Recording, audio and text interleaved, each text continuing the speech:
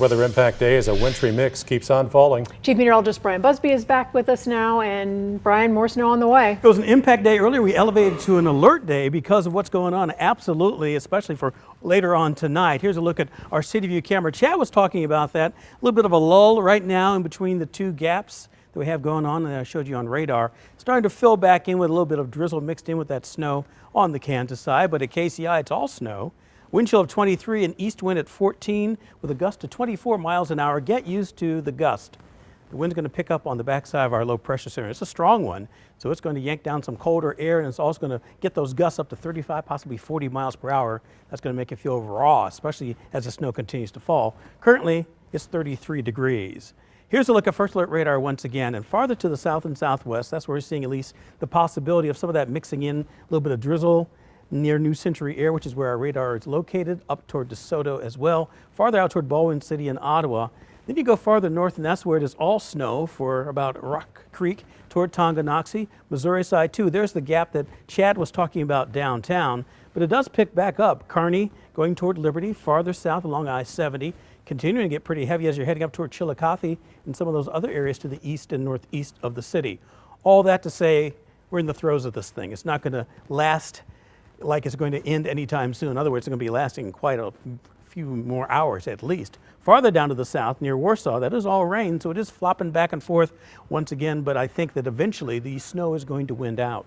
Here's a look at it in replay mode, and a lot more of the blue on the Missouri side, a little bit of drizzle mixed in with that snow out in eastern portions of Kansas. Temperatures, that's why. Look at Lawrence at 35 degrees, 33 in Olathe, but below freezing for the most part or close to it on the Missouri side. And road temperatures are also getting down there into the 20s. And using one of our models, that appears to be the trend, going even farther down into the lower 20s.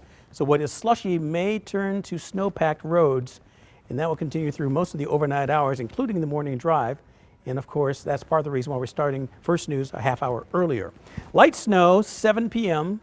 That's going to happen. This is why it's the First Alert Weather Alert Day. That's the red triangle that you see. Light snow continues at 9 o'clock. 11 p.m., not much of a change in temperature or in conditions as it gets a little heavier. And then it looks like the deterioration of road conditions as we're heading into the morning drive.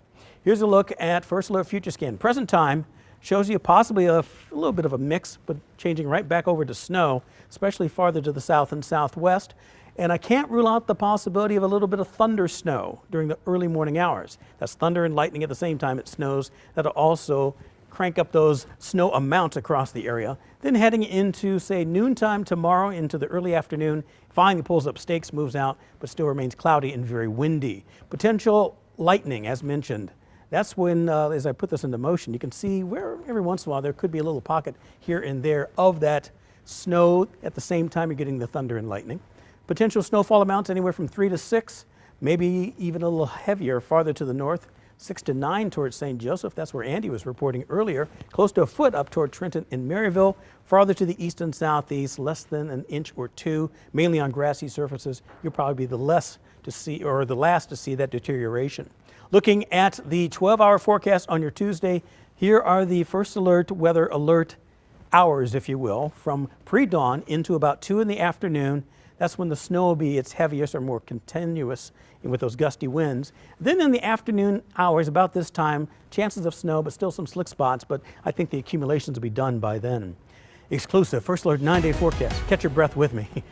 We'll continue to see temperatures drop with a high of only 27 degrees on Tuesday afternoon. Wednesday dry, 10 in the morning, afternoon high of 35 with the fresh coat of snow on the ground, keeping it pretty cold.